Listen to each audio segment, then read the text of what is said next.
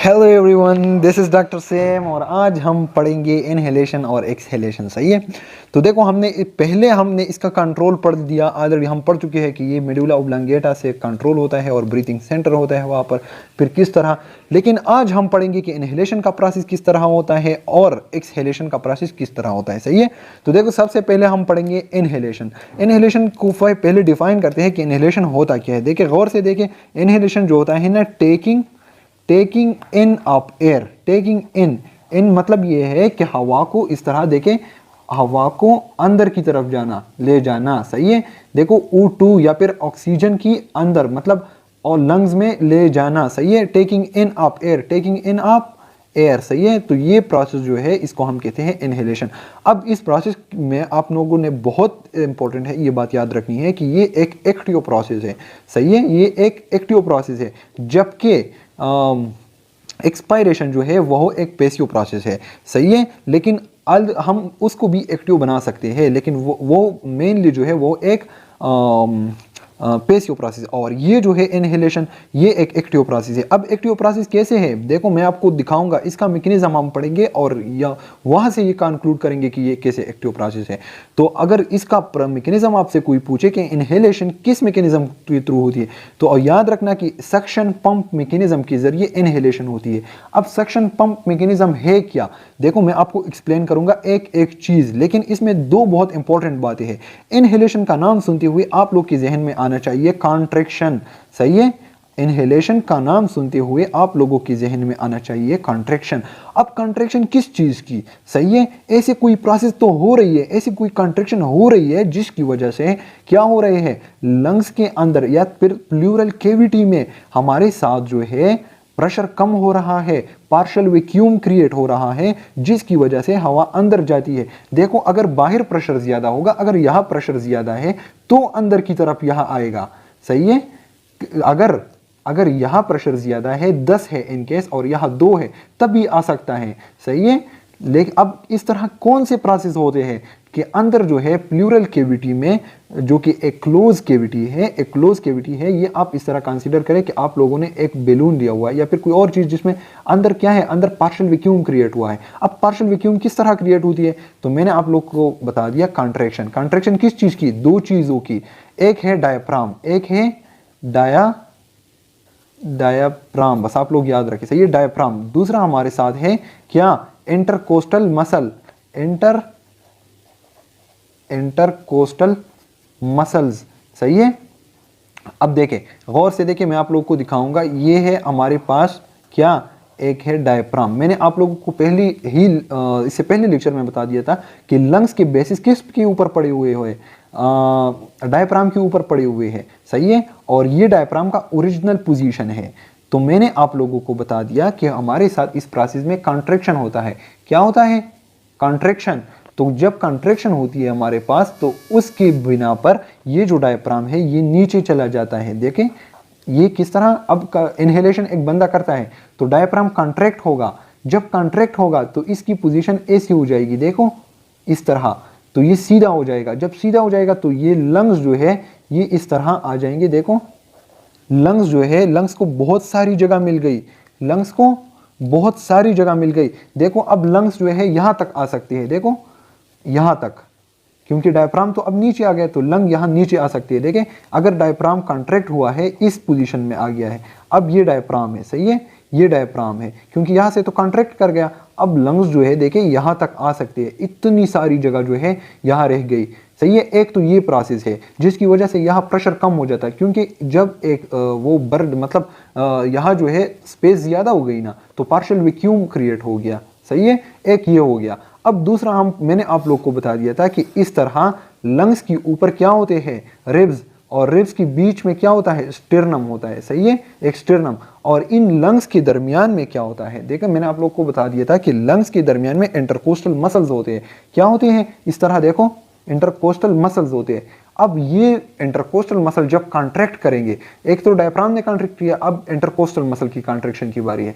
Intercostal muscle जब contract करते हैं तो ये मसल इस तरह ऊपर आ जाते हैं। देखो आप सांस ले लो तो आप लोगों को खुद पता चल जाएगा कि आप लोगों का स्टर्नम जो है, रिब्स जो है, ये बाहर की तरफ आएंगे। बाहर की तरफ आएंगे तो इसका क्या मतलब ये है कि यहाँ अंदर जो है, अंदर एक पार्शियल वैक्यूम क्रिएट हो गया। इनकी वजह से थोरेसिक कैविटी, जो प्लूरल कैविटी है उसमें बहुत ज़्यादा स्पेस, एक्स्ट्रा स्पेस मिल जाती है। सही है, दो प्रोसेस होते हैं, डायफ्राम की कॉन्ट्रैक्शन और फिर क्या, इंटरकोस्टल मसल की कॉन्ट्रैक्शन, जिसकी वजह से प्लूरल कैविटी को एक्स्ट्रा स्पेस मिल जाती है, वहां पर प्रेशर गिर जाता है। जब अंदर प्रेशर गिर जाता है तो यहां बाहर से हवा जो है, क्योंकि ये इसके साथ कनेक्शन में है, अगर कनेक्शन ना होता फिर तो नहीं हो सकता था, लेकिन ये ट्रेकिया, ब्रोंकिया आपने बताया था ना, नोज के जरिए, तो ये कनेक्शन में है। तो यहाँ अगर प्रेशर ज्यादा है तो अब प्रेशर जो है, यहाँ हवा अंदर आ सकती है। तो ये प्रोसेस जो है इसको हम कहते हैं सक्शन पंप मैकेनिज्म। देखो सक्शन पंप मैकेनिज्म क्या है? सक्शन पंप मैकेनिज्म एक वो प्रोसेस है कि जब एक जगह पर प्रेशर गिर जाता है तो जो हाई प्रेशर एरिया है वहां से एयर जो है लो प्रेशर एरिया की तरफ आती है। तो अब अंदर क्यों प्रेशर गिर जाता है सक्शन पंप मैकेनिज्म में अगर कोई पूछे तो सबसे पहली बात आप लोगों ने ये बतानी है कि डायफ्राम जो डूम पोजीशन में था ओरिजिनली, किस पोजीशन ओरिजिनली क्या था? DOME, डूम पोजीशन, मतलब गुंबद की तरह। सही है, गुंबद की तरह था, लेकिन वो फिर फ्लैट हो गया, फ्लैट हो गया। जब फ्लैट हो गया तो लंग्स को बहुत सारी जगह मिल गई कि वो फैल सकते थे। सही है, तो इसीलिए जब फैल सकते थे तो वो अंदर हवा इकोमोडेट कर सकते थे, तो हवा अंदर रश आके यहाँ आ गई। सही है। दूसरा मैंने बता दिया कि इंटरकोस्टल मसल्स है बहुत सारे और रिब्स के दरमियान, जब वो कॉन्ट्रैक्ट तो रिब्स इस तरह ऊपर आ जाएंगे, जब ऊपर आ जाएंगे बाहर निकलेंगे। सही है, इस तरह आप लोग सांस लेके खुद भी देख सकते हैं। तो उस की वजह से भी बहुत सारी जो है मतलब कैविटी, प्लूरल कैविटी में स्पेस आ जाती है और एक अंदर पार्शियल प्रेशर। तो देखो सबसे पहले आप लोगों ने क्या बताना है कि हमारे साथ क्या होती है? कॉन्ट्रैक्शन। कॉन्ट्रैक्शन चीज है, contraction of the diaphragm and intercostal muscle. उसकी बिना पर प्रेशर जो है, pressure in the pleural cavity, कहां पर? प्लूरल कैविटी या प्लूरल स्पेस में वो गिर जाता है। क्या हो जाता है? गिर जाता है, लो हो जाता है। जब लो हो जाता है तो उसकी बिना पर जो हाई प्रेशर एरिया से है वहां से एयर जो है वह अंदर की तरफ आ जाती है। एयर जो है टेकिंग इन, एयर इन हो जाती है। सही है, तो ये प्रोसेस जो है जो हमने पढ़ लिया, इस प्रोसेस को हम कहते हैं इनहेलेशन। देखो मैं आपको दोबारा बता रहा हूँ। सबसे पहले देखो हमने डिफाइन किया इनहेलेशन को, the process of taking in air, हवा को अंदर की तरफ, लंग्स की तरफ ले आना। सही है। अब ये प्रोसेस किसके थ्रू होता है? सक्शन पंप मैकेनिज्म के थ्रू होता है। सक्शन पंप मैकेनिज्म में हमारे पास कौन कौन सी स्टेप्स है? तो वो है contraction of the diaphragm and intercostal. और कॉन्ट्रैक्शन हो रही है तो जब कॉन्ट्रैक्शन होती है तो एनर्जी भी लगती है। सही है, और ये प्रोसेस जो है ये है एक्टिव प्रोसेस। सही है। अब जो है कॉन्ट्रैक्शन होती है तो किस तरह? देखो पहले मैंने आपको बता दिया कि डायफ्राम जो था वो डूम पोजीशन में था, इस तरह डूम पोजीशन में था। सही है, डूम पोजीशन में, फिर वो कॉन्ट्रैक्ट किया और इस तरह सीधा हो गया। जब सीधा हो गया तो लंग्स को फैलने के लिए जगह मिल गई बहुत सारी, तो लंग्स तो यहाँ पर जो है लंग्स के अंदर वो प्रेशर कम हो गया। सही है, एक ये हो गया। दूसरा मैंने आपको बता दिया कि इंटरकोस्टल मसल्स होते हैं रिब्स के दरमियान जो कि कॉन्ट्रैक्ट करते हैं और बहुत सारी और भी जगह मिल जाती है। तो अंदर फिर क्या हो गया? प्लूरल कैविटी में या जो है मतलब थोरेसिक कैविटी में बहुत सारी स्पेस मिल गई लंग्स को, और लंग्स चूंकि इलास्टिक है, एल्वियोलाई भी इलास्टिक है। सही है, तो ये इलास्टिक चीज़ें है, इसमें अगर इसको स्पेस मिलती है तो ये फैल सकती है। तो अब हवा क्या करेगी? वो अंदर की तरफ आएगी। सही है, टेकिंग इन हो जाएगी। तो ये प्रोसेस जो था ये था इनहेलेशन। सही है। अब आप लोगों को मैं डायग्राम से भी दिखाऊंगा, बुक का एक डायग्राम है, ये देखें इस डायग्राम से। सही है। अच्छा, ये डायग्राम में देखिए ये था उसका डायफ्राम का ओरिजिनल पोजीशन। सही है, ओरिजिनल पोजीशन में ये डूम था, लेकिन इनहेलेशन के प्रोसेस में क्या हो जाता है? ये नीचे की तरफ आता है और लंग्स को फैलने के लिए जगह मिल जाती है, जिसकी वजह से अंदर प्रेशर लो हो गया। अब दूसरा कौन सा? देखो ये इंटरकोस्टल मसल है बहुत सारे, तो इनके दरमियान क्या है? बहुत सारी वो है इंटरकोस्टल मसल के दरमियान क्या होती है? सॉरी, रिब्स है, रिब्स के दरमियान इंटरकोस्टल मसल। अब इंटरकोस्टल मसल कॉन्ट्रैक्ट करेगी तो ये स्टर्नम जो है ये बाहर की तरफ आ जाएगा। सही है, इस तरह ये सब इस तरह खड़े हो जाएंगे। ये देखो ये सारे खड़े हो जाएंगे। जब रिब्स बाहर की तरफ आएंगे तो बहुत सारी और जगह मिल जाएगी। तो ये है डायग्राम। सही है।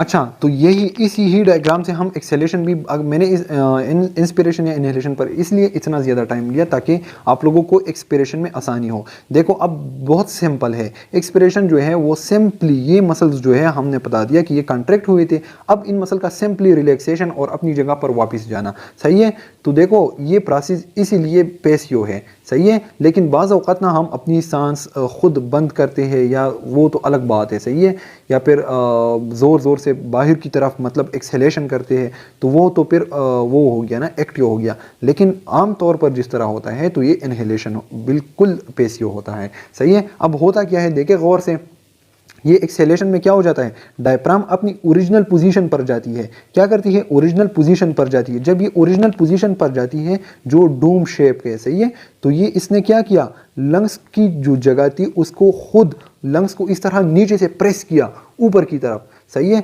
जब इसने लंग्स को इस तरह नीचे से प्रेस किया ना ऊपर की तरफ, तो एक तो ये जो वर्टिकल डिस्टेंस थी ये लंग्स को बहुत कम मिल गई। ऊपर से क्या होता है कि ये रिब्स जो है, ये रिब्स तो ये इस तरह इसके ऊपर से जोर लगाते हैं। क्यों, क्योंकि ये मसल जो थी इसके दरमियान मसल थी वो रिलैक्स हो गई। तो एक्सपायरेशन में आप लोगों ने रिलैक्सेशन, एक्सहेलेशन में क्या बात याद रखनी है आप लोगों ने, रिलैक्स, क्या रिलैक्स। जो दो मसल कॉन्ट्रैक्ट हुए थे अब वो रिलैक्स होंगे। सही है, जब डायफ्राम रिलैक्स हो गया तो डूम शेप बन गया और यहाँ से दबाव डाला लंग्स पर ताकि वो अपनी जो एयर उसने ऑक्यूपाई की थी वो बाहर जा सके। सही है, और यहाँ पर जो चेस्ट रीजन है, यहाँ पर देखो रिब्स के दरमियान मैंने इंटरकोस्टल मसल है ना, तो वो रिलैक्स कर जाएंगे। तो इस तरह लंग्स को मतलब आप अगर एक्सहेलेशन करेंगे ना तो आपकी स्टर्नम जो है, रिब्स जो है वो अंदर की तरफ जाती है। सही है, जब अंदर की तरफ जाती है तो वो क्या करती है, इन लंग्स पर दबाव डालता है। दबाव यहाँ डाल जाता है तो यहाँ प्रेशर ज़्यादा हो जाता है। प्रेशर ज़्यादा हो जाता है तो फिर क्या करते हैं, बाहर की तरफ बाहर लो प्रेशर रीजन क्रिएट होती है। तो यहाँ पर जो है एयर वो एक्सहेल हो जाती है। सही है।